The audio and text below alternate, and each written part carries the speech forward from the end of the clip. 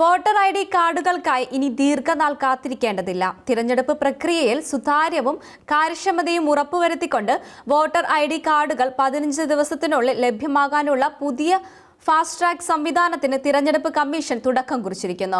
ഇത് വോട്ടർമാർക്ക് മെച്ചപ്പെട്ട സേവനം നൽകുന്നതിനുള്ള കമ്മീഷന്റെ പ്രതിബദ്ധതയുടെ ഏറ്റവും പുതിയ ഉദാഹരണമാണ്.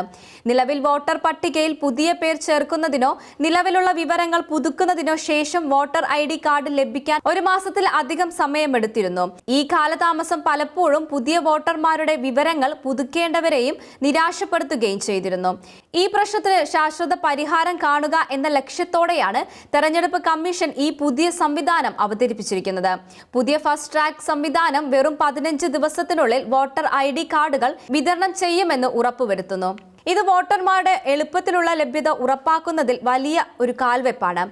എന്നാൽ ഈ സംവിധാനത്തിന്റെ ഏറ്റവും വലിയ പ്രത്യേകത വേഗത മാത്രമല്ല, ഇതിലെ സുതാര്യതയും കൂടിയാണ്.